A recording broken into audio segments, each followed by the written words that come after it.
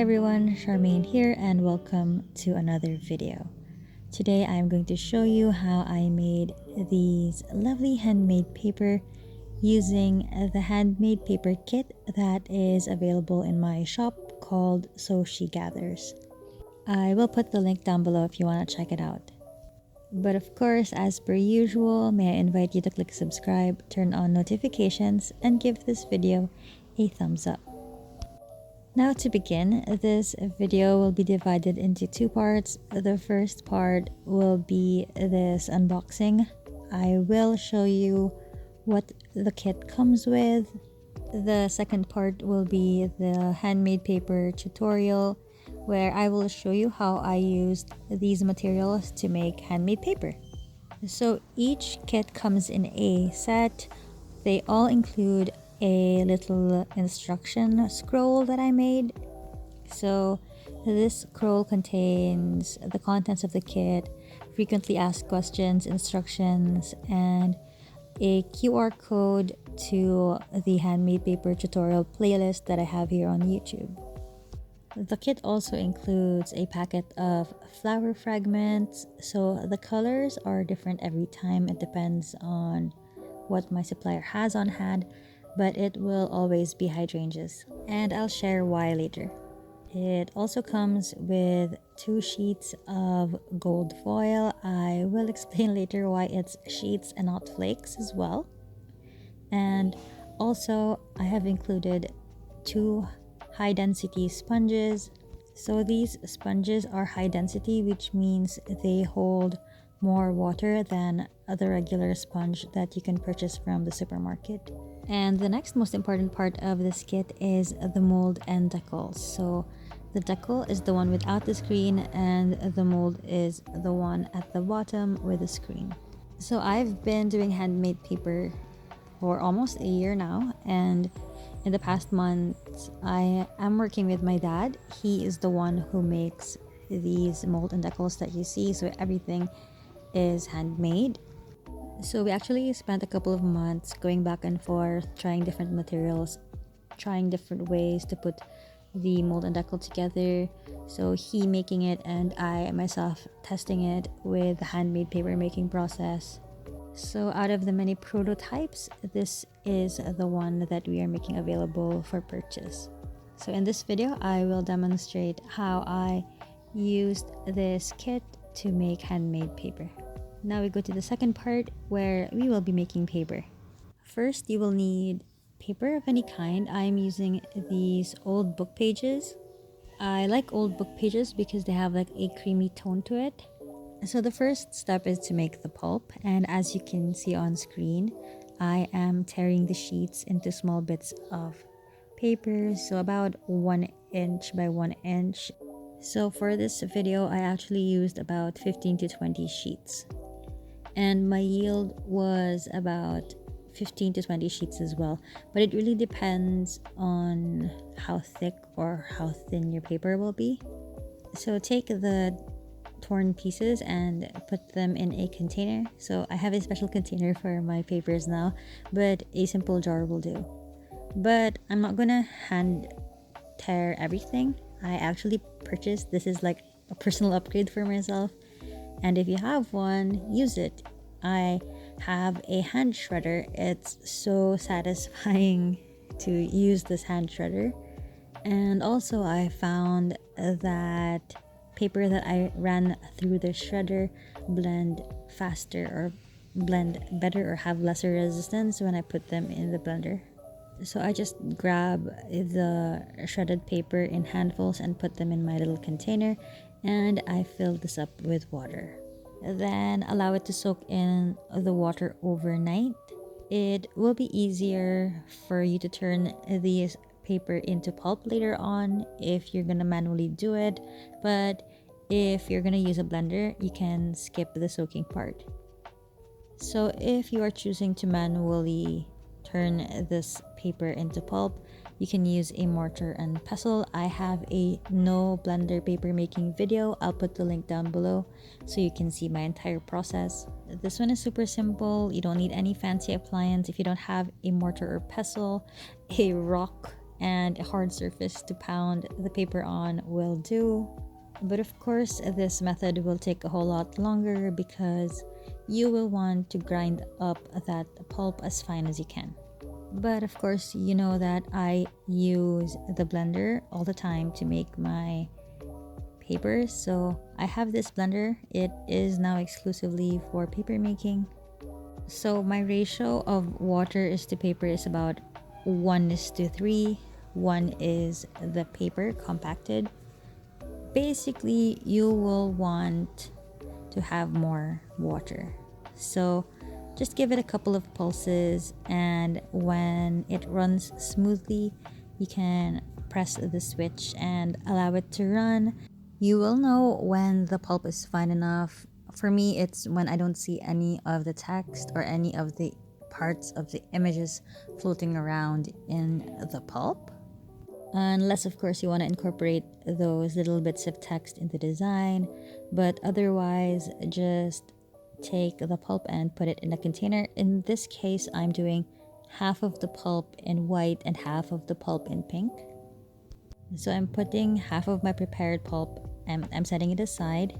And to create the pink, I just add in some pink shredded paper. So no, I don't use any dyes or acrylic as other artists use. I only work with colored paper. I think it's a personal preference thing, and I find that using paper is less messy. It doesn't stain my couching sheets as much as dyes would. So I just repeat the whole process until I get the light peach that I want for my paper. I just put the pulp in another container, and now we go to the next step, which is preparing the bath. So pour in the pulp and then add in your hydrangeas. I included hydrangeas in the kit because of their thin petals. In my experience, I found that hydrangeas adhere better to the pulp, whereas other plant matter, which are obviously thicker, they tend to fall off when the paper dries. I personally think that they are very beginner friendly, and also if you want to have a semblance of writability on your paper, do not include the stem or the central pit of the flower. Just take out the petals, only include the petals. Do not include any hard part of the hydrangeas that comes with the kit. But in my case, I just wanted my paper to be purely decorative, so I wanted to include full blooms into the paper. So I just added a bit, just not all of it, but a bit of the stem, just the thin part, and I took out the harder or thicker ones. Next, add in the gold foil. So this is how I add in the gold foil. Now, the question is, why do you want sheets and why didn't I just include a flake so you can just like sprinkle it out? Well, basically, as you can see, I have control of how big or how small the chunks will be. Whereas I tried the gold flakes before, so they're just only tiny, and I personally prefer the gold foil to be a bit bigger so that they actually make a statement when they are on the paper itself. When the pulp bath is done, you will now prepare the couching area. So here I put on a wet towel at the bottom. It helps make your pulp adhere to your couching sheet. And for this demo, I'm using a shirt as my couching sheet. Use an old shirt though, because there is a chance for staining and you don't want to get your favorite shirt stained in any way. And now you take your mold and decal, agitate the bath. It's important to agitate the bath so you just get all the pulp and embellishments floating, and then just swoop up to grab your pulp and catch them in your mold and decal.